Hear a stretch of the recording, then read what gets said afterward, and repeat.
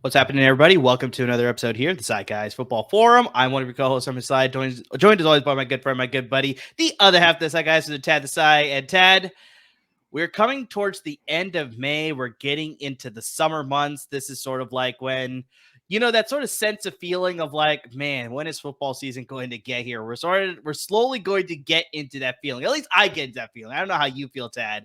When June starts to creep around, it's like, oh gosh, we still have a lot of time before football season comes. So we're almost there. I'm actually starting to feel a little bit right now, end of May here. I'm starting to feel a little bit, but between me going on summer break, both for my teaching job and the fact now that the draft is over and the podcast is, taking up less of my time, not that I don't love doing this, but it's almost like those old timey, photos, videos, whatever, with like the 3 full mirrors of people like out on the beach with the, mirrors, like tanning like that. That's kind of the feeling I have right now. Like I'm relaxing. This is nice. I only have 8 more days of school left. The podcast, we're just like, yeah, that sounds fun. Let's try that. So this is relaxing, but I promise you by like mid to late June, I will be right back there with it, especially because you gotta remember, I'm a big XFL guy. So now that my feed of football is now officially dead, I'm sure it'll hit me in about 2 weeks. That's why I always was surprised. Like, I mean, I understand that there's spring football because that's like probably the best time to do it. So they don't compete with baseball, I guess. I don't know. But just like, I don't miss football during the spring because it's like you said, it's like you got draft coverage going on. You got free agency. So it's like, I don't have a need to watch football during that time. It's like if they started football like the XFL, the USFL right now, I might be more inclined to watch it, but it is what it is. Maybe they'll adjust things. Maybe there's a reason why they put it in the spring as opposed to summer, too close to the football season. Maybe I have no idea, but at this point, I'm missing football. Like back in the spring when the XFL, USFL is going on, I don't know if I miss it as much then. See, but the reason I love the XFL so much is because like it has such great storylines. I'm not even lying when I say this. That might have been one of the biggest sport upsets in the last decade is the Arlington Renegades defeating the Washington Defenders for the XFL title. They were 8.5 point underdogs. And before you're like, oh, well, Tad lives in Texas. Of course, he's a Renegades fan. I am not, because the Renegades knocked my St. Louis Battlehawks out of the playoffs. So I was actually cheering against the Renegades. They were 4-8 and they beat a 10-2 team. That's incredible. So it's good football. It was good football. So I think that really helps. His quality of football is good. I will not lie. I've not watched the second the USFL. I'll try to get into it, but it seems like the XFL is pretty firmly planted its foot in like we are the secondary league here. Probably. We'll see what happens. But I think another reason, Tad, that I'm sort of missing football is because my Warriors are out of the playoffs and A's are absolutely terrible. We'll save some of that talk here because that's actually going to be the purpose of today's episode. We're going to be bringing back an old classic of the show. We're going to be doing NFL Quick Hits.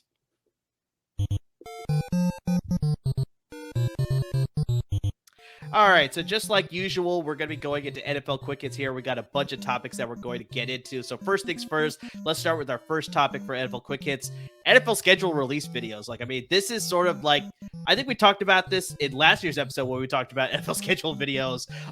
This is sort of the new thing that the NFL is transitioning towards. Like, as soon as the schedule comes out, all 32 teams, they come out with some sort of creative video to present the schedule of all the teams that they're playing both home and on the road and the times and dates and everything like that. It's a fun sort of thing to see every sort of year. Obviously, every team has something that they do as creative.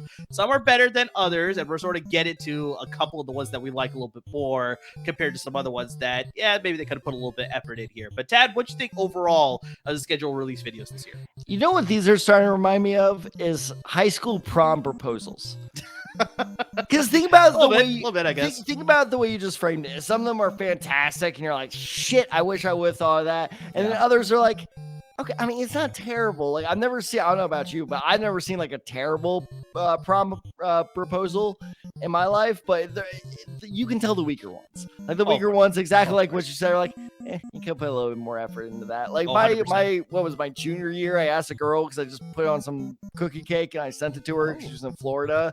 And I swear to God, this girl was real. But I sent it to her in Florida. She was away on a track trip, but it was like, okay, that's cute, but like, I could have done more. So it's like, yeah, probably. Hey, she did say yes though. Hey, that's all that matters. Hey, but it kind of strikes me as that it's just like now like a very petty, kind of useless, like trying to one up each other type of thing. So while I enjoy them, some of them are getting a little too try hard, in my opinion. Yeah, I think this year there's definitely a theme with the script, the Arian Foster, like games are scripted. Like we saw a lot of videos played into that sort of theme. We also saw a lot of like the Chat GPT, the AI written stuff. We saw a good theme of those types of videos as well. So I wouldn't say good theme, but we saw a lot of themes. Well, like I said, I think some were better than others. Obviously, some were just like I said, I think it's just we saw a consistent theme this year with some of these videos compared to a little bit more originality in years past, obviously. So let's get to something that we like here, Tad. I'm going to kick these off. The Buffalo Bills actually had a pretty fun one, in my opinion.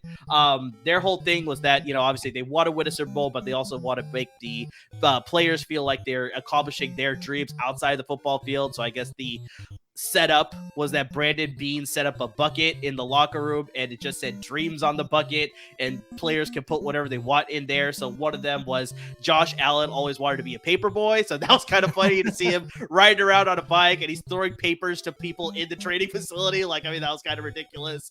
One of them was the offensive line wanted to prank the broadcast team of like the local like Bills broadcast that they show like on, the team website or whatever. Right, so it's like they all came in and this was actually kind of funny. So Steve Tasker, famous Bill Steve Tasker, obviously he does like that radio the show for them on the website or whatever. And so his breaking news was that the Bills signed a player by the name of Desmond Nutsworth and his nickname was D's Nuts. So I thought that was pretty hilarious. There you go. Yep. Low hanging fruit there. Exactly. So some of them were, like I said, were a little bit. Matt Barkley always wanted to be a fireman. So then there's like a parking lot. There's some guys out there with a very small fire. He goes out there with the bucket, throws the fire out. So it was pretty cool. It was pretty hilarious sort of thing. But yeah, I liked it overall.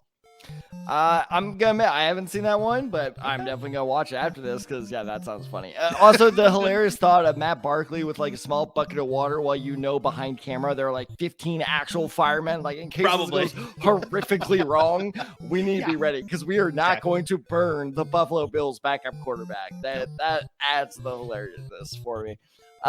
For me, I look, I know it's a popular pick, but we have got to talk about this Titans video. Yeah, and Tad, just a little quick behind the scenes look here. Like they clearly, I think, won this year, but I wanted to avoid them because it's like everybody's talking about them. But yes, of course, I know. For our viewers and our listeners who maybe have not seen the video, obviously you can go into it here about just it was a pretty good one this year. But here's why I want to bring it up because yes, I did the same thing where it's like super popular. Most people listening to this already know what we're talking about, but I don't think a lot of people understand why it worked, which is two reasons: one, editing, and two, pacing. Because all these, so for those of you who don't know what the Titans did was they went out in the streets of Nashville and interviewed drunk people, and they never explicitly said they were drunk, though those people were drunk. Sure. And they did the whole I got name the 3 branches of government type thing that they do on late night shows and no one can do it. But here's the problem is late night shows will just do that bit for 10 straight minutes and it gets old after 3 or 4. What the Titans did that was smart were 2 things. One, they put in a funny bit in between, and you need to make sure the funny bit pays off. So they never revealed the team that they were guessing, which is great. I'll get to that in a bit. And 2, every time they did reveal the team, they played the NFL theme music. The Fox NFL theme music. The Fox NFL theme music, which is absolutely hilarious. So let me give you a couple examples. The very first team that was guessed, the lady goes, the St. Louis Rams. It was the New Orleans Saints. Yep. Which was amazing. My favorite were the 2 AFC South divisional rivals of the Titans. One person for the Jaguars said they don't actually exist. Yes. which is Yeah. fantastic. The other one, because they did it twice. The other one was Chester Cheeto, which was also Which, good. by the way, I did not know that guy's name was Chester until this video. And here's my actual, all right. So sorry, I actually have one more after this. The other funny one was both times, two different groups were like, that's the Cowboys. That's the Cowboys. Both times it was the Colts. It was the Indianapolis Colts. Yeah, I know. That was fantastic. Both times I loved it. The first one had me. The second one actually had me in tears. Like, of course, it's because I'm a Colts fan that I found it funny, but it was I think it's also, it's like you want to give them the benefit of the doubt, but it's like, oh, I think they actually got it this time. And then they show I'm so glad you brought that up. Oh my God. I'm so glad you brought that up because that is my final example. And this is the one that made me laugh the hardest. So by the way, anytime they were like, oh, it's it was like, oh, Florida, the Florida Miami Dolphins or whatever. And they would say the Florida Miami Dolphins, like every guest they had for the city would go in there. So this lady was like, and she was really old and very sweet, obviously. And she got really excited. She's like, that's the Eagles. That's the Eagles. That's the Eagles. And they were like, all right, what city? And I forgot what she said. She said some random city. I'm like, well, at least you got the Eagles. They cut to it. It was the Seahawks. Yeah. I think she said Orlando, if I remember correctly. But yeah, it was that was so fantastic. great. That was It was so fantastic. great. Also, by the way, not that this made my list, but the Falcons should switch the Red Stallions. A much cooler mascot. in They my did opinion. change their name on Twitter. They changed their Twitter handle after I that. saw that, actually, yeah. To the Red Stallion. So, yes, the Chargers were definitely good there. The Tennessee Titans were really good there. I was thinking about the Chargers because there's that woman that said Lightning McQueen for that there. So That was hilarious. That almost made my cut, too. I also Yeah. love the lady that was like, that's the Patriots. And it was the Texans. Yeah, of course. Another Like good I one said, that I that was liked, clearly that we far both away liked, the I best. think, was the Chicago Bears. They sort of did the parody Yeah, on the that was show. The Bear, which is like the sitcom that takes place in a restaurant. And so I like some of wouldn't the call it things a that happen. sitcom, but yeah. Oh, okay. Yeah, it's close enough. I'm Show. going Chauncey. Cable I'm show. going Chauncey on you. But yes, it Okay, is the fine, comedy fine. dark show, much in the likes of Barry, that is on Hulu. Highly recommend checking it out. For those of you who don't know, it's about a chef who takes over this very dingy Chicago like sub restaurant after his brother dies. And so it's a very Chicago-based show. It's very good on Hulu. You should definitely check it out. But yes, the Bears decided to spoof it. I'm not gonna lie. When I first saw like the Bear as like their scheduled title, I was like, yeah, you're the Bears. And then within like 5 seconds, I was like, oh shit, this was a good call. Like whatever marketing guy came up with this idea deserves a raise. Yeah, but I love the fact that it's like, there's the first customer comes in, orders a brat, and he wants cheese on it. He's like, who orders cheese great. on a brat? Then obviously it cuts to, it's a It was receipt from a Wisconsin. restaurant receipt ticker or whatever, right? And it says the Packers week 1 and week 16 or whatever it is. So I was like, that makes sense. And then someone left these cheeseburgers, man. Can I eat them? And so that's supposed to be a play I didn't on get Andy that one. Reid.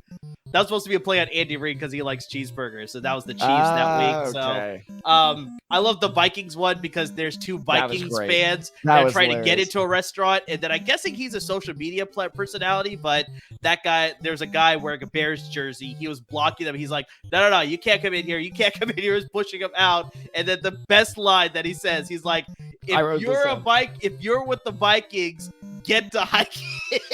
So then That he was a gets them great out. line. It was pretty That hilarious. was so great. I love that one. And we also got appearances, 2 cameos. One of the main guys with the long hair, he's a wrestler for the WWE, Seth freaking Rollins. So, I mean, that was pretty cool to see. He's also in the new And- Captain America. There you go. He's going to be a villain on that show. I actually saw that. And also you got former Bear defensive tackle and former 49er Anthony Spice Adams, a social media star right now, going on too. He made an appearance as well during that. Well, so Sage so- Rose video. this was a great moment too. I don't know if you ever heard of her. I believe I'm getting her last name right. If I don't, I apologize. Is Annie Agar? I think I'm pronouncing that right. She does these hilarious during the Oh, NFL was that her season. in one of them? So she was the person, and this was another great moment from the video. Is she goes up to whoever the counter guy was and goes, "Yeah, can I have 2 hot dogs with ketchup?" He's Yeah. like, 2 hot dogs with ketchup. This is Chicago. Get out of here. Next. Yeah. It was a soup Nazi moment out of Seinfeld where he's just like, nope, out of here. And no, that was her. Because at first I was like, huh, that's interesting. And that looks like her. And I rewound and yeah, that was her as well. So honestly, like great concept, great idea having cameos, funny little bit. Like I said, like if for some reason that moment stuck out because my sister lives in Chicago. I one time ordered just a hot dog. I was like, I just want a hot dog. And it came with all this crap on it. Yep. It was fantastic. But I was like, yep. is a hot dog under here somewhere? And she was just like, yeah, it's somewhere there. I was like, okay. So no, that was a great little bit, especially if you watch the bear. Is the way they shot it is exactly the way the show is shot too. No, that would make sense. That would make sense. So really quick, Tad, let's get to some ones that we didn't like. I mean, this one's not going to take that long. The Arizona Cardinals, it was pretty much Kyler Murray and Marquise Hollywood Brown playing catch on their training field for like about 20 seconds. And then Kyler Murray throws the ball at the camera and then it reveals the schedule. That's literally all it was. And I was like, come on, you could do more than this. Like, so that was easily a loser for me. And then the other one was the Dallas Cowboys. Like, I mean, they made a big old presentation about it. It was supposed to be a parody of Yellowstone. Like, the script between Yellowstone and the Dallas Cowboys schedule gets switched between Jerry Jones and the creator of Yellowstone, Ty Sheridan. And Jerry Jones is like, the only reason you're going to get your script back is if you come to our facility and try out some of the players to come on Yellowstone. So that's pretty much the premise of the video. The jokes didn't land as much as I wanted to. And then, of course, they had to make Jerry Jones look like an absolute, the best actor or whatever. And so, like, Ty Sheridan just loves him, obviously, at the end there or whatever. But just, for me, I was just like, you tried too hard, and it just didn't hit as much as I wanted it to. But what are a couple that you didn't like? I mean, one I didn't really like was the Jaguars. Well, I shouldn't say I didn't like it. Just know when to stop.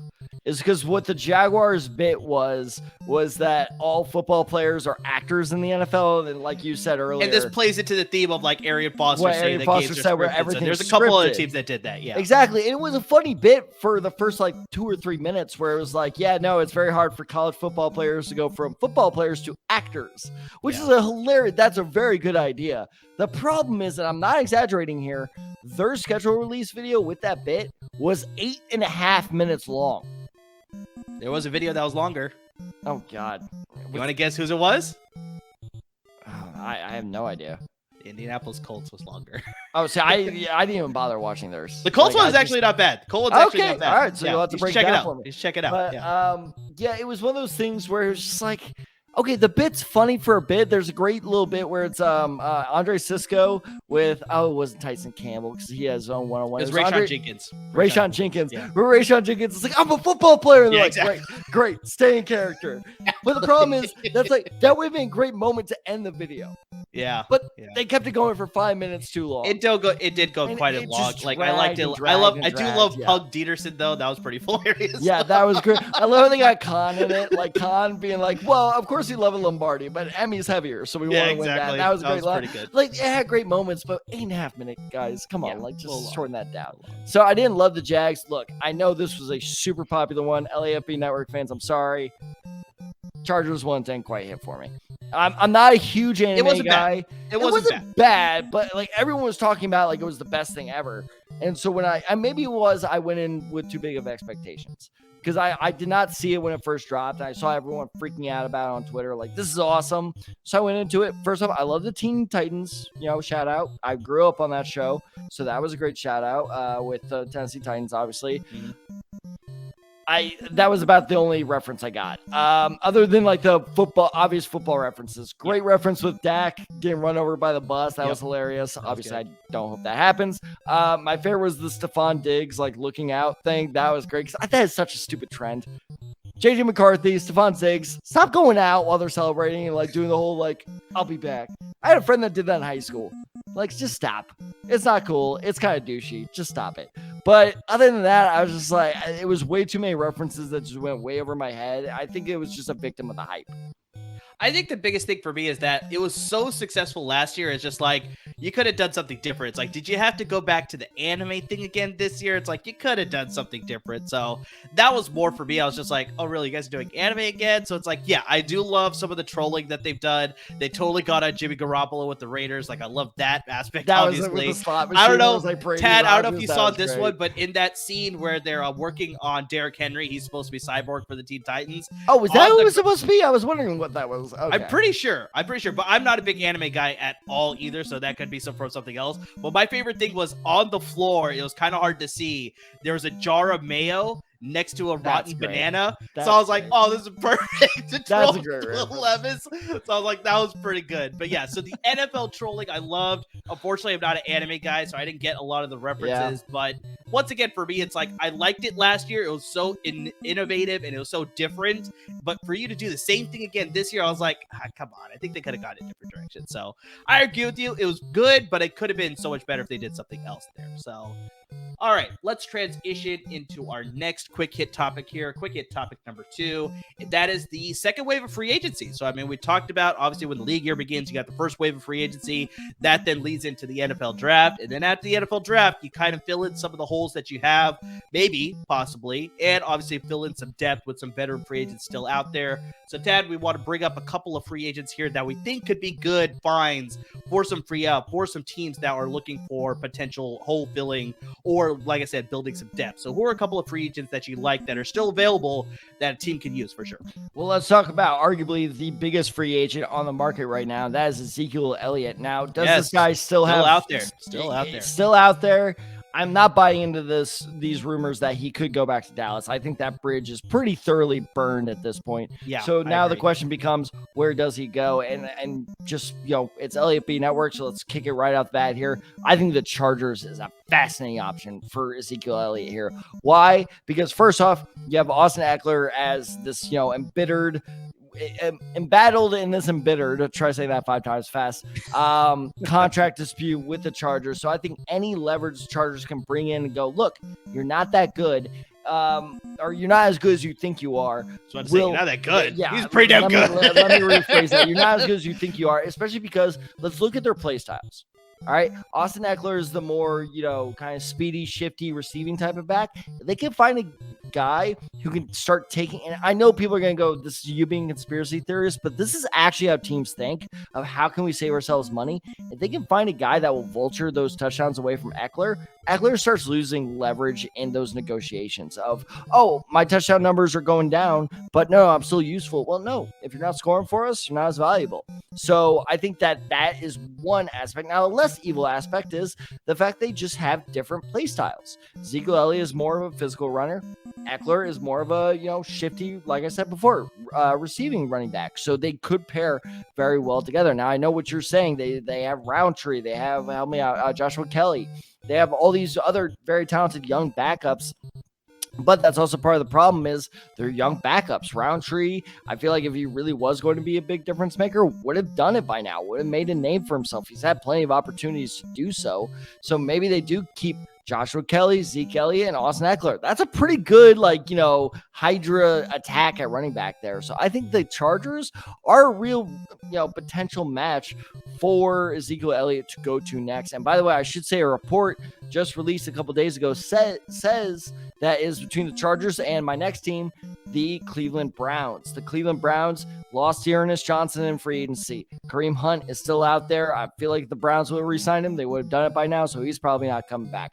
I like Demetric Felton still, the product of UCLA. I think he is a great offensive weapon. I don't quite buy him as a true running back number 2.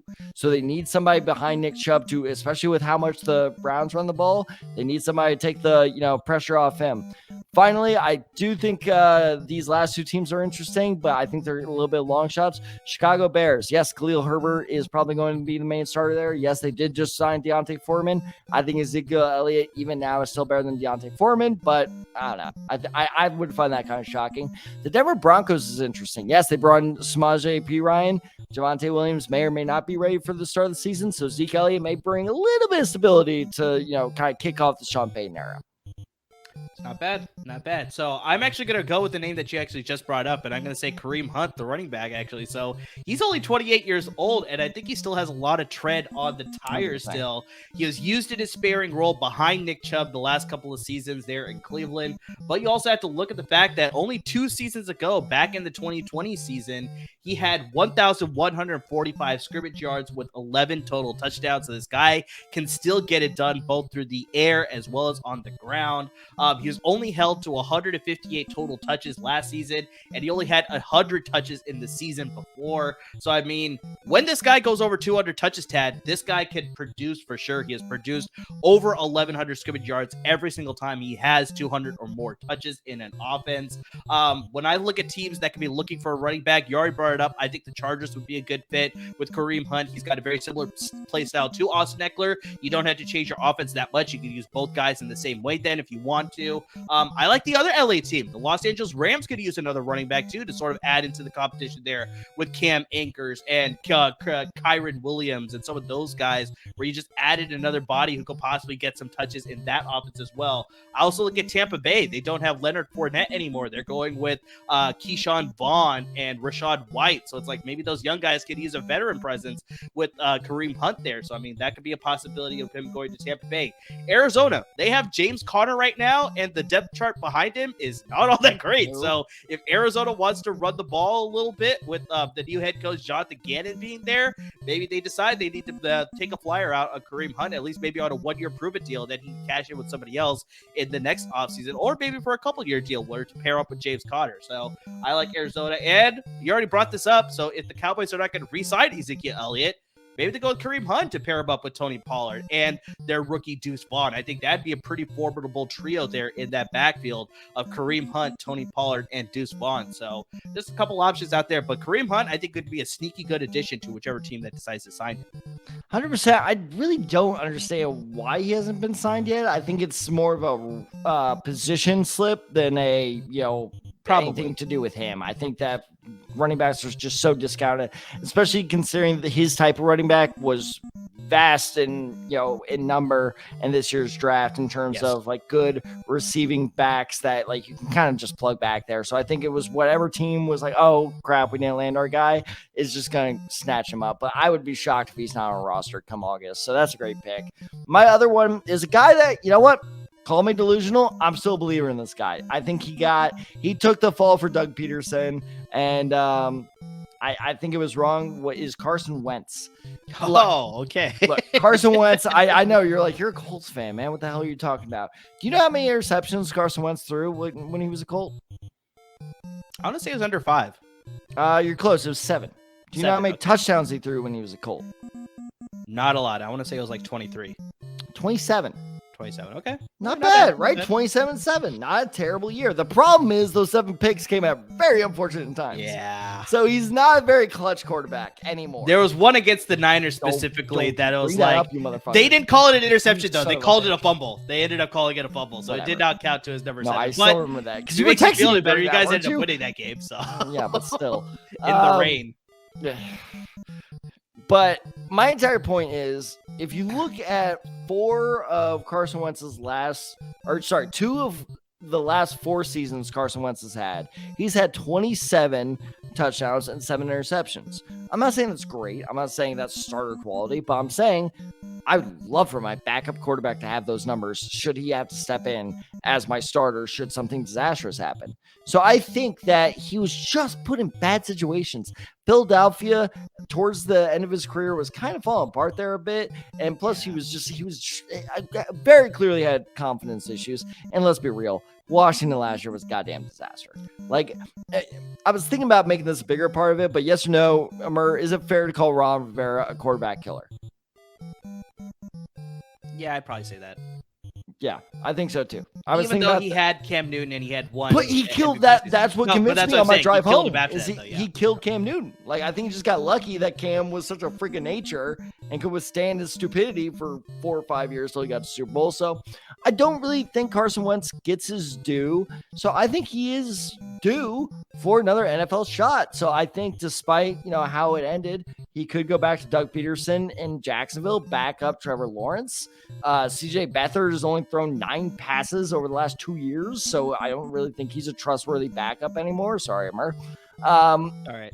I think Arizona is a very, very interesting prospect for Wentz because we just heard from new coach Jonathan Gannon 2 or 3 days ago where he said Kyler Murray, and this is a direct quote, is far, far off from coming back. So it does sound like he's going to miss some time. Right now, they have Clayton Tune, the rookie out of Houston, and Colt McCoy, obviously the long veteran out of Texas. Why not bring in Carson Wentz? Whoever wins between him and McCoy, you're the starter. Whoever doesn't win, you get cut, and Clayton Tune's our backup.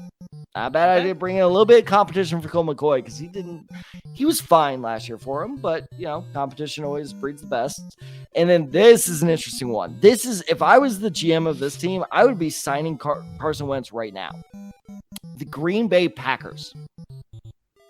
It's actually not a bad move. I actually saw this on ESPN. I don't know if that's where. Oh, son of a bitch! I'm sorry. No, I didn't see that. I thought that was the original thought. They did. I honestly thought that was the original thought. There's an article on ESPN right now. It's like 14 moves that can be solved. Like to I fill purposely some holes didn't look at that. I purposely didn't look at that. Carson Wentz I'm sorry. Yeah. You can still give your analysis. Like, I mean, well, I'm sure this is the exact same analysis, which shows I should be on ESPN. By the way, we should be on ESPN. I'm totally bringing you with me. Wow. Buddy. Yeah. You seem like you're just going on your own. Yeah. No. I got you. I'll put you in the contract. Oh shit! This is on video, isn't it? Damn it. But anyway, if you look at Bert, can you name the two backups to Jordan? Oh, now you want my help? Yeah, forget you, dude. Stick with this on your own. Okay. Well, fuck you then. I will. So their backup is Sean Clifford, the Penn State quarterback, who, to be fair, did beat out Will Levis. Rookie, right? Because I think they drafted him this year. Fifth round pick out of Penn State. And like I said, did beat out Will Levis. That's why Will Levis transferred away from Penn State to go to Kentucky. So something consider there. But okay, great. You have a third-year guy now in Jordan Love and a first-year guy in Sean Clifford. Not great. No. And then they have Danny Etling. Now, I thought this name seemed familiar, Murr. And I decided to LSU, right? He did go to LSU. He was the quarterback before, or two quarterbacks before Joe Burrow. Yeah. So he's 28 years old. I looked him up. He has played, and not all NFL. He played on one minor league team. He has played on 8 different teams over the last 7 years. Wow. Okay. This dude is bounced around like none other. He is just a training camp body. I'm sorry, man. Like, do what you can to survive, but he's not legit. So you have this guy who's just clearly not good. You have a rookie, and you have a guy who is barely starting the NFL. You need to get some veteran presence in the locker room. So I think that's a great idea. Bring Carson Wentz in. Have a guy who has said he'll accept some backup roles. He will back up Jordan Love. And worst case scenario, if Jordan Love turns out to be a total bust, maybe this is a great redemption arc of like the once former MVP candidate. And before people go, "Oh, Ted, you're being dramatic," he was once an MVP candidate. Carson Wentz. Was the front runner. He was the front runner before he got hurt. That ACL injury, he would have won. Exactly. So like maybe this is a great redemption arc of like the potential successor to Aaron Rodgers goes down. Carson Wentz steps up, and now he's found his new home. Yes, he's 30, but screw it. Maybe he can play another good 3 or 4 years. Either way, my favorite fit for him is the Packers. I think that is the perfect fit for him. That is a good fit. Plus, he could just steal the number 12, and that pisses Aaron Rodgers off. So I'm going to get to my last guy here. It's Marcus Peters, and a former defensive rookie of the year, Tad, and he's a 2-time first-team All-Pro as well, and he's still out there on the market. I mean, he has all the talent. He's got the coverage skills. The big problem, though, is that he's sort of got a knock on him. A lot of people are saying that he may have an attitude problem, which has led to him being traded away from 2 teams. Both the Los Angeles Rams traded for him, and then they also traded him away. So he's been a member of the Kansas City Chiefs, the Rams, obviously, and most recently with the Baltimore Ravens. The Ravens signed to a 3-year extension after he was traded, but that 3-year extension is up. That is why he is now a free agent. He missed all the 2021 season with an ACL injury, and his last season in 2022 was less than stellar, to put it nicely. I mean, it looked like he was coming back from the injury. He just didn't look quite the same. So you thought maybe you could chalk that up to a, like I said, try and be a bounce back season. So hopefully he still has what he had in him prior to his last season here in 2022. He recently has been visiting with the Las Vegas Raiders, and it's kind of a ties there because, yes, they're no longer in Oakland, but Marcus Peters, it is a native of Oakland, so I think that's a team he rooted for them as a young boy, and so maybe there's a possibility that he'll sign there. He's being recruited by Max Crosby and a few other players on that team there, so we'll see if that's actually going to play out. But other teams that could possibly make a play at him, you got to look at the Cleveland Browns. They can use an upgrade at the secondary position. Tad, we make fun of this team all the time. It's my favorite teams, the San Francisco 49ers. They could always use some upgrade at the secondary. Sign all the cornerbacks. Sign all the cornerbacks. Seriously, like all of them, it wouldn't hurt at all. Like, I mean, so that would be a bad idea for some veteran presence. Hopefully he can have a bounce back season there. The Minnesota Vikings, they can use an upgrade in their secondary as well, so he'd be a good signing there. And the Chicago Bears, they can use some upgrades in their secondary as well. So those are all options that could possibly make a play at him. But yeah, honestly, all those teams, there's probably a few other teams that haven't listed out that could use a veteran presence like Marcus Peters. We'll see if he can sort of regain that sort of, formidable status that he had once earlier in his career. Like I said, I think a lot of people maybe could chalk up 2022 to just being a backup, like a bounce back after that ACL injury season in 2021. So hopefully you'll get some of that old Marcus Peters by signing him. And it couldn't hurt to take a one-year flyer on him. I mean, why not? This happens every year where there's a good vet that for whatever reason is still available. And yes, no, 100%, this will be a great signing for whatever team happens to sign him. So no, he is great. And the reason, by the way, people were like, what was Dad looking at? As I was like, man, he's from California. I looked it up. Totally forgot where he went to college. I feel like every 2 or 3 star California prospect that can't land in Cal school goes to Washington. Yeah. It's either Washington or Utah, one of those. And maybe a couple of 3 stars go one of the Arizona schools. You guys are it's one of the Pac-12 schools. Because I see a lot of guys go to Oregon too, Oregon State. So it's it's one of the Pac-12 schools usually. Yeah. So, but no, yeah, Marcus Peters, excellent pick. I think he is going to be an instant difference maker. Well, that's why I think the Raiders is an interesting choice because they are a potential contender. So if I was Peters, I'd be going to a contender. That division is tough. I mean, even if you want to write off the Broncos after the terrible season they had, so it's we want to wait and see what they have. Chargers are still competitive. Chiefs are obviously competitive, and then you got the Raiders there. So yeah, it'll be competitive. But I mean, you still got to say they're competitive. I mean, for sure. They're in the running. We'll see. As of right now, all 32 teams are 0-0. Everybody's undefeated. So who's their backup? Maybe Carson Wentz should go there. Could be. Looking that up right now. Yep. You want a filibuster? Well, as you're sort of looking that up, we can sort of transition into our next quick topic. Brian Hoyer is still in the league. Yeah. What the shit? Just coming along with the Josh McDaniels, I'm guessing. He is 37 years old. Yeah. Holy shit. Is he going to try to be like Tom Brady's backup, where he's just backups until he's 46 years old? Could be. Honestly, not a bad gig. All right, Ted, so let's move on to our next quick hit topic here. The quick hit topic number 3, and that is fantasy football stock hit. So we wanted to take a look. We on our last one of our previous episodes, we talked about fantasy rookies that landed in a good or bad spot as far as their situation with their respective position groups there. And we talked more about some of the good. We did talk some of the bad, but now let's sort of flip it a little bit, sort of related topic. But I want to talk about, Tad, one veteran for both of us here that took a fantasy hit because a rookie has been drafted to that team that will obviously play into their playing time, obviously affect their snaps, obviously percentage, and just overall, they may not be as once worthy of a fantasy pick as maybe they were before a rookie was drafted. We already talked about Kenneth Walker III and Zach Charbonnet. We talked about Bijan Robinson and Tyler Algier. We talked a lot about a lot of them here, but I think there's a few here that we're going to bring up here, Tad, that we didn't bring up in that previous episode. So who you got to prove?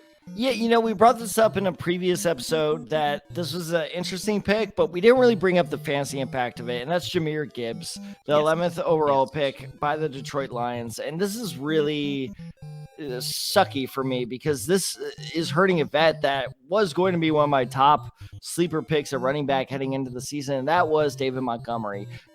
As soon as week 7 or 6 of last season, it was very clear that this Lions staff was losing faith in DeAndre Swift. So I never really, even if they kept him on the roster, I never really had high hopes for DeAndre Swift to be a meaningful part of this offense. I did last year, hence why I realized oh no, he does not factor into your plans at all. And that led to Jamal Williams having an insane season with 17 touchdowns. So he goes to New Orleans. Good for him. And it left a massive gap at running back that they filled with David Montgomery.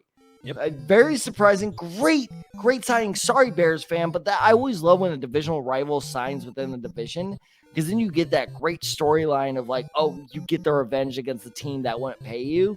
And I was getting really psyched. I thought that was great. He's motivated. He's on a good offense. He's behind a good offensive line. And then they take Gibbs. Yes. It's like that episode of South Park where it's like, okay, I'm just gonna invest your money, put it in a savings account, and it's gone. Yep. Wait, what? Yep. Like, that's exactly what, like, that was David Montgomery's stock, and 100%. it's gone. Yep. And so I think he's a viable flex option being the key word. I would not take him as a flex starter right off the bat, but he's a good bench option that could expand into that. But honestly, a lot like what's going on in Seattle, I think they're going to end up handcuffing each other, at least in the first year, and eventually Gibbs is going to take over as the first year running back. It would not surprise me if Montgomery was only on this roster for a year or two. So I think that it felt weird. It felt like the Lions kind of took Montgomery's insurance policy in case they couldn't get the running back they wanted. Now that they do, Montgomery feels expendable. So I just went from pretty confident in Montgomery to pretty nervous. Yeah, I definitely agree with that one.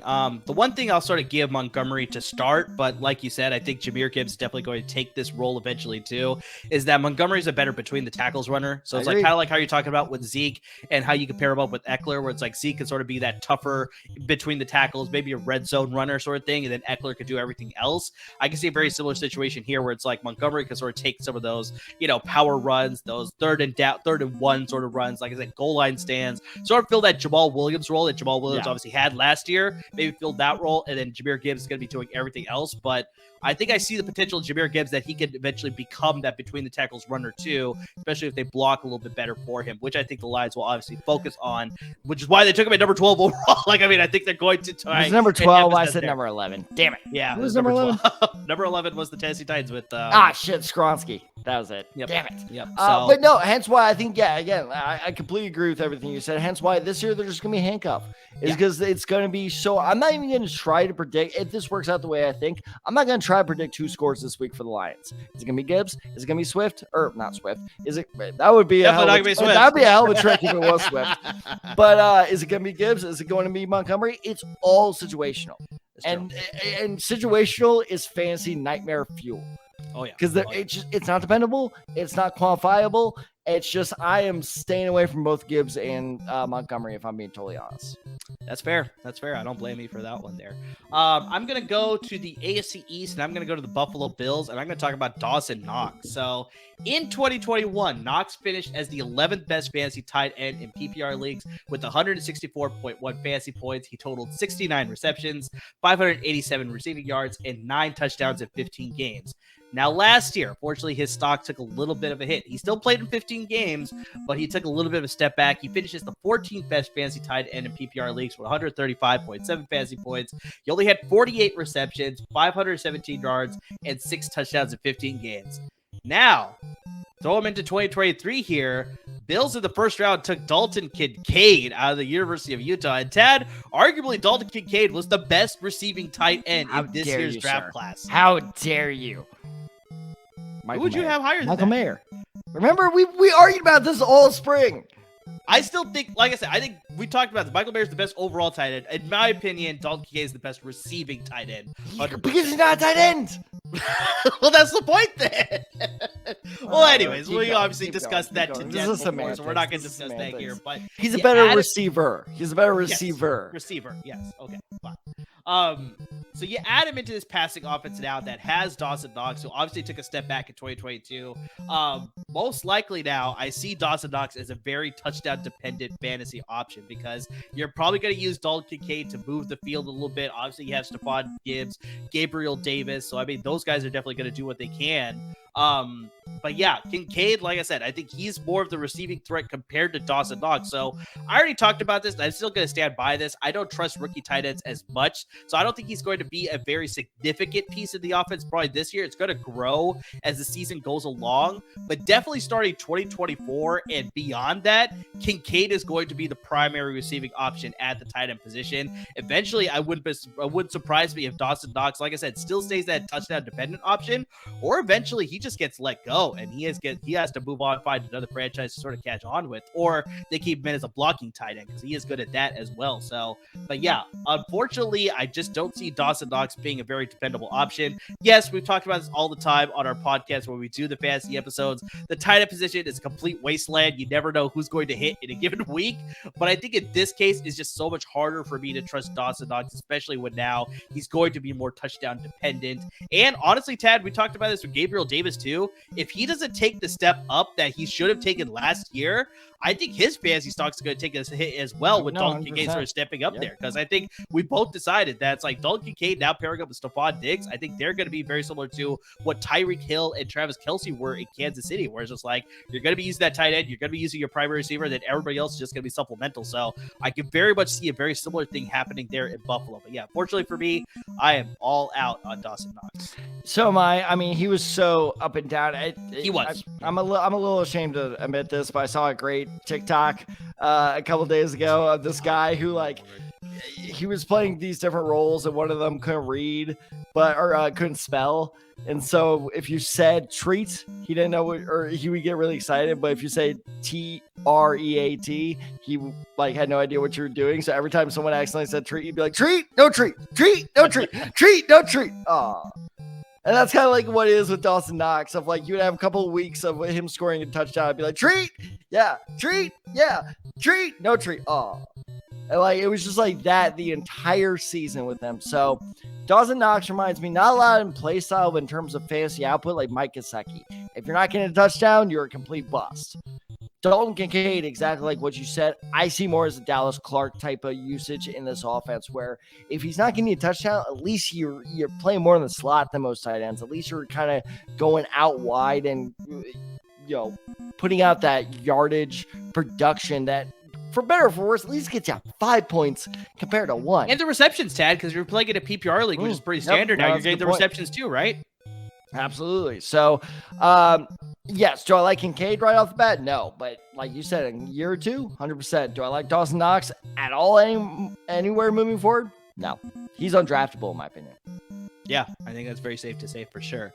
All right, Ted, let's transition into our final quick hits topic here. We'll try and go through this a little bit quickly here, but we want to talk about some non-NFL stuff. Oh, sure. You want to move through this one quickly. Yeah, okay. All right. If we can move through this a little bit quickly, it's better for my sanity, I think, a little bit. I see how it is. So we're going to talk a little bit about the NBA as well as the MLB. So, Tad, let's start with the MLB. Way to go, first Draymond. here. Way to hold those fists back.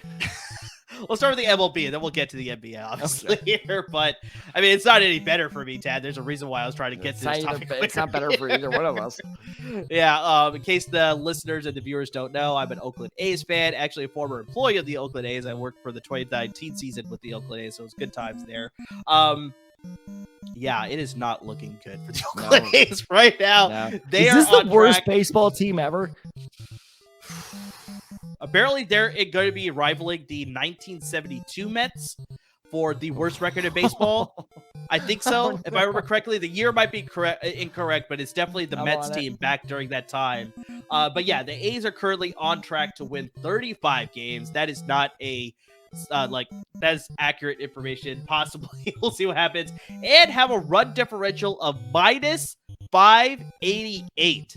And in case you don't know what run differential means, that's pretty much the runs you're allowing and then the runs you're scoring, that difference. So that means the A's are allowing way more runs than the runs that they are scoring. So that is why they are projected to have a run differential of minus 588. I mean, their fans are unfortunately just not happy with the situation with the stadium. Obviously, they have just purchased a land deal with the city of Las Vegas, I should say. They're going to be tearing down the Valley Casino, if I remember correctly now. Like, I mean, it just changed. Apparently, it was going to be the Tropicana, but I mean, that's all going to get figured out. So their last home game, Tad, they drew 2,064 fans at their last home game against the Arizona Diamondbacks. I mean, yeah, it is rough right now as an A's fan. Oh, buddy, I'm so sorry to do this to you. So I looked it out. Bleacher Report ranked the top 10 worst baseball teams of all time. At number 1, I'm not making this up. I swear to God. Number 1 is the 1916 Philadelphia Athletics. Yeah, no, that's probably fair. That is amazing. They finished at 36 and 117. Yeah. Yeah, it's not good being an A's fan right now, but it's not all that great being a Cardinals fan either. No, it's not. we were talking about this before the show. He was, Murr was like, "How bad could the Cardinals be?" We found out they were the 4th worst team in the MLB yes, right now. They have the 4th fewest wins. Correct. Yep, Yeah, 4th fewest win in the MLB, and for perennial contender, that is horrific. So, Murr, I mean, I'm not going to talk too much. Our offense sucks, but our pitching is even worse. Do you want to guess how many of our pitchers have a sub-4 ERA? Starting pitchers. Zero. Yeah. Zero. We're terrible.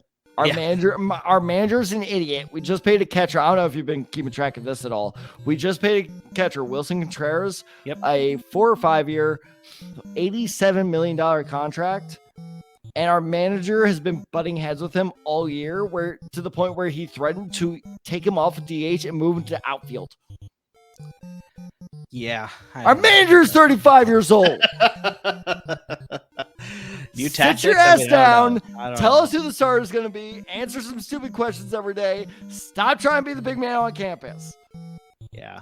It's not a good look right now for the A's and Baseball the Cardinals sucks. through 2 months right now. We'll see what happens as the season progresses, but quick landscape view of the rest of the league here. Your current AL division leaders, you got the Tampa Bay Rays, the Minnesota Twins, and the Texas Rangers are currently leading their divisions. And on the NL side, you got the Atlanta Braves. They're looking smoking hot. You got the Milwaukee Brewers, unfortunately, Tad, I know that burns you a little bit with the Cardinals-Brewers rivalry there. And the Los Angeles Dodgers for our LAFB Network fans out there. The Los Angeles Dodgers are currently in first place there. Your home run leaders are Max Muncy of the Los Angeles Dodgers and Aaron Judge of the New York Yankees, both tied with 14 right now. Real quick. I'm going to interrupt you. Judge, was that actually him looking at teammates chirping, or was he cheating?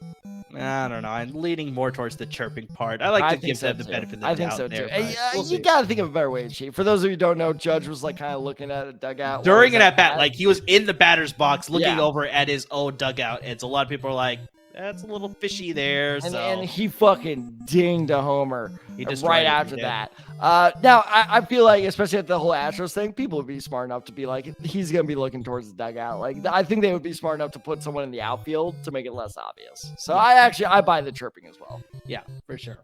Your RBI leader right now is Adolis Garcia of the Texas Rangers with 42. Wow. Your MLB wins leader at the pitching position is Shane McClanahan of the Tampa Bay Rays with 7 wins. So good. And your ERA leader, I was actually surprised by this one, is Sonny Gray of the Minnesota Twins with a 1.39 ERA. He's a twin? He is currently a twin. Yes, he is a former Athletic. I think that's why Tad was like, I'm sorry. It hurts a little bit. It hurts a little bit there. So, all right, let's transition into, basketball, which I'm also not too happy about. I am. Little less. Let's go. Let's go. A little bit better than the A's right now. At least the Warriors were in the playoffs. But yeah, unfortunately for my Golden State Warriors, they were ousted by the playoffs in 6 games by the Los Angeles Lakers. Tad's excited because we have an exact rematch of the Bubble Conference Finals. So we had the Lakers and the Nuggets on the Western Conference Finals, and Tad's Miami Heat are playing the Boston Celtics. I'm wearing red for a reason. Side. I'm wearing red for a reason. So yeah, this is going to be interesting. We're going to see just, whether we're going to see the same 2 teams in the finals, whether we're going to see something different. But I mean, Tad, as of recording, the Nuggets and the Lakers game is, I think, probably close to finishing, if not over at this point right now. But yeah, the Nuggets absolutely were hammering the Lakers the entire game. Lakers were able to sort of cut it close. I was about to say, yeah, Lakers were sort of coming back in the fourth and third quarter, like the end of the third quarter, beginning of the fourth quarter. So I think they probably trimmed that lead down, but I think the Nuggets were probably too far ahead. I'm going to say they ended up winning that game. Final score, Nuggets 132, Lakers 126. Lakers covered at plus 6.5. So they came back. I wonder if our friends at Bet Online, look out for those Laker underdogs. I'm wondering if the Nuggets sort of pulled their foot off the gas a little bit there. They're just like, all right, we got this in hand. Let's sort of wait to play out the rest of the series. But still, I mean, you gotta still give credit to the Lakers. They're able to come back a little bit. You can sort of ride that momentum heading into game 2, which is, I think, in 2 days. I'm not 100% sure on that one, but just that should be an interesting sort of matchup there. But yeah, Tad, let's talk a little bit about your Heat versus the Boston Celtics. Like, I mean, this is, like I said, rematch of the 2020 bubble match there. Heat were obviously able to advance in 2020, but this year it's going to be a little bit different. I mean, Jason Tatum looks like he's a man on a mission to get back to the finals, to recoup, obviously redeem himself after their loss to the Warriors last year. So, I mean, just, yeah, how do you feel about this matchup? You know, it was funny because I was texting you, what was that, last week, being like, I want Boston. I want Boston. And you were like, dude, can you shut down Tatum? I'm like, we can shut him down. And then like halfway through game 7, I was like, I want Philly. Like, I don't want Boston anymore. It was both Tatum and Brown. I was like, can you stop either of those guys? No, I was like, ah, shit. This is careful what you wish for. But look, I mean, I may be called a bad fan for this, but even if our season ends here, what an awesome season. Which is something to say because this is maybe the worst regular season of Heat basketball I've seen in like 7-8 years. Like, this was a bad regular season, but this is proof that when you get hot at the right time, you get hot. Like, Kyle Lowry sucked all season, and all of a sudden he's like, I'm not gonna say good, but he was actually, you know, serviceable in the playoffs. And of course, playoff Jimmy, I mean, I will say it right now, playoff Jimmy is better than Michael Jordan. Jimmy Butler. Jimmy Butler is not better than Michael Jordan, but playoff Jimmy, who's a different man. I don't know what it is. Just like a different spark, a different mentality. Like, I mean, it's just insane what he does in the playoffs this season specifically. Is just like, yeah, like I said, he's a man on a mission too. So he's just like, it's going to be very. So that's the whole thing. Is I do think we'll give the Celtics a run for the money. I do think the Heat could land in the finals. I really think we have a solid shot. Possible. It's very possible. It's going to take their all. And that's why it's almost like I'm not saying I don't want us to, but like I feel like if we do make the finals, exactly what happened in the bubble, that's just going to take so much of Jimmy Butler. You're going to have that repeat of that famous picture of him bent over the railing. Because it's just like, he's only a man. At the end of the day, he's only a man. He can only give us so much. So I really hope that doesn't happen to us again. But you know what? Bring on the goddamn Lakers. I want that bubble rematch. I want to beat him. I want to take LeBron's ring away from him. You should stay in Miami, bitch. Now, personally, on the East side, I mean, it really doesn't matter to me, but I'm 100% pulling for the Denver Nuggets to make it to the finals. Yeah, this is the furthest the Denver That would Nuggets... be a team I would not mind losing to. Like, if the Nuggets beat it's kind of like when the Saints beat the Colts in the Super Bowl. Right. Yes, I was upset. I wanted the Colts to win, but like, if I'm gonna lose to a team, that's a team to lose to. Like, exactly. I really wasn't that upset when the Colts lost. The Nuggets have never even got to an NBA Finals. The furthest they've ever gotten is the Western Conference Finals, was in 2020, the most recent time. And, I mean, Tad, you have to talk about, like, I mean, we were talking about this before we started recording, but Nikola Jokic, I mean, this guy is just... He's like you talked about playoff Jimmy. He's not human. Nikola Jokic is just this guy all the time. Like, I mean, I've said this before and I'll continue to say it. He's my favorite player to watch that is not wearing a Warriors uniform. Like, I mean, just the things he could do at the center position. Like, I mean, he is such a gifted passer. He can drop in a three whenever he wants to. He's got the post moves to take you down there. He can rebound. He plays good defense. And it's just insane how much talent this guy has. And it's just unfortunate that he has yet to get to the NBA Finals. Hopefully they can do it this year. He finally has the support of like the past years where he didn't have some of his stars there. Michael Porter Jr. was always hurt. Jamal Murray unfortunately was hurt from the bubble year, obviously. So it's like he's dealing with those injuries, but those guys are healthy. Aaron Gordon is there. Can tell Tavius Caldwell-Pope is there. He's got some good support there. But yeah, I mean, just I really would like to see Jokic win a trophy because I mean, I think he deserves it. Like, he's one of my favorite players, like I said, who doesn't wear a Warriors uniform. That man is a Lord of the Rings cave troll and a human costume. I am thoroughly convinced of it. It's just insane. He outmuscled Anthony Davis. That should not be possible. Yeah, and I think I was watching a little bit of the broadcast before we recorded too, and Mark Jackson was talking about Anthony Davis is giving 110% against Nikola Jokic, and yet he still had 15 points, 15 boards, and 5 assists at the half, at least. I can't remember the exact numbers, but just like, that's how good this guy is that Anthony Davis is doing anything and everything in his power to do what he can against Nikola Jokic. Nikola Jokic is like, okay, I'll just do it anyways. He's like those little, I don't know what they're called, but he's like those little, like, you know, mushroom top things in the pinball machine where the second the ball hits it, it just sky skyrockets the other way. Like, that's all he does is like, oh, you're down there? Oh, okay, that's cute. To a person who's 6'9". It's just insane. He just makes it, and it's crazy too, Tag, because like when you're watching him play, he plays at such a different pace than the rest of the players on the court, but he can still do whatever he wants to do. Like, I mean, people talk about this with Luka Doncic too, where it's like he plays it just at a slower speed or just his own speed, but he still obviously goes off for like 40, 50 points, and he can do whatever he wants on the court. And so it's just like Jokic and Doncic, they're just two guys that just like, it doesn't matter how slow or how fast they're playing, whatever they want to accomplish, they will do it at ease. Last simile, I promise. It's like when you play NBA 2K My Career on All Rookie, and you finish with just like a triple-double every game. You're like, this is kind of boring. Like, this is too effortless. Except for it's real. It's 100% real. That's why, like, I'm talking myself into, like, I wouldn't mind losing against the Nuggets because he's about to make Bam his bitch if we go to the finals. Yeah, I'm sorry. If that does happen, Bam Adebayo does not stand a chance. He is going to get massacred. I was nervous again. Here's the funny thing is Jokic is exactly what everybody thought Embiid was going to be. And I was nervous enough about Bam going against Embiid. Yeah.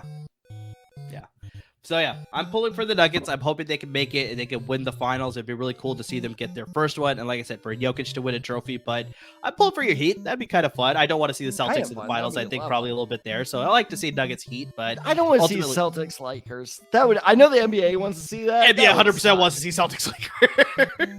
But that would be terrible. We'll see how it all plays out. As of recording, like I said, the finals have started. So we had the Nuggets and Lakers today. Lakers are obviously down 0-1 to the Nuggets now. Heat and Celtics start tomorrow, so that'll be fun there. But NBA conference finals are going on right now. Really quick, Tad, we'll close out this episode with this final quick hit here. We had the NBA draft lottery today, and the San Antonio Spurs have won the number one pick there. You're going to try and say this name here? Because most likely they're going to be picking this player out of... My boy Wemby. Good old Wemby. Yeah, of course. But most likely let me guess. Spurs... Let me give it a shot. Wimbledon. Not even close. Spurs are most likely going to be drafting the, much heralded player out of France, Victor Wembanyama, the 7'4" player. Wimbledon. I mean, the power forward / center that, he could shoot it from the 3-point line. He can move with such ease. He's got just all the skills that you want at a player to sort of build your franchise around. And what better place to learn from than from Greg Popovich? That would be an excellent situation for Wembanyama. It's hard for me to say, too. He's in trouble now. Yeah, but at least I tried to, not like a dingus like you. That was going to happen either way. Yeah, exactly. So I think that's a good landing spot for him. Most likely going to be the number one overall pick there. The next handful of picks, we got the Charlotte Hornets picking second, Portland Trail Blazers are picking third, Houston Rockets are picking fourth, and the Detroit Pistons are picking fifth there. So, should be interesting. We got the draft, I think, in about a month and a half, if I remember correctly. So that'll be interesting to see there as far as Wembanyama wearing that Spurs hat for sure there. So, covered a lot of topics in today's episode. Real quick. Things fixed.